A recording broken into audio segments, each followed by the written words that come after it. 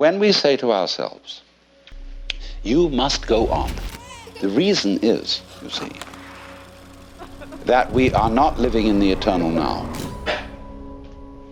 where reality is. We are always thinking that the satisfaction of life will be coming later. Don't kid yourself. Only suckers put hope in the future. There isn't much of a future.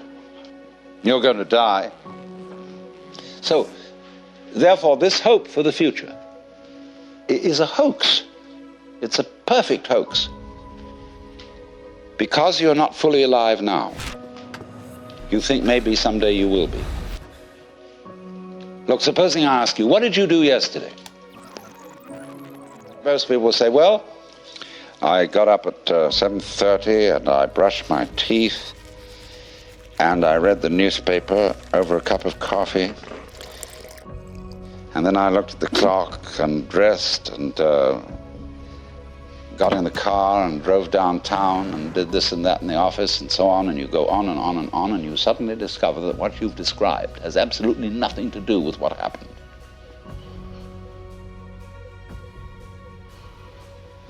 You've described a fleshless list of abstractions,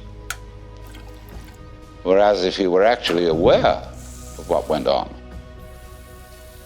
you could never describe it. Because nature is multidimensional, language is linear. Language is scrawny.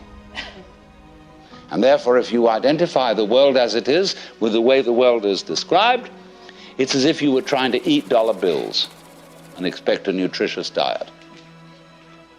Or eat numbers. A lot of people eat numbers. People play the stock market. They're doing nothing but eating numbers. And they're always unhappy, absolutely miserable, because they never get anything. So therefore, they always hope more is coming, because they believe that if they eat enough dollar bills, eventually something satisfactory will happen. So eating the abstractions all the time, we want more time. Confucius very wisely said, a man who understands the Tao in the morning may die with content in the evening. Because when you understand, you don't put your hope in time. Time won't solve a thing. And the Christian word for sinning in Greek is amatanin, which means to miss the point.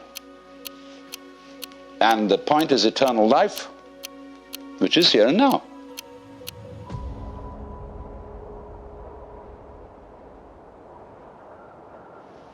But until there is silence of the mind, it is almost impossible to understand eternal life, that is to say, eternal now. When you are fully aware and not thinking, you will notice some amazing absences. There is no past. Can you hear anything past, incidentally? Can you hear anything future? They're just not there to the plain sense of one's ears.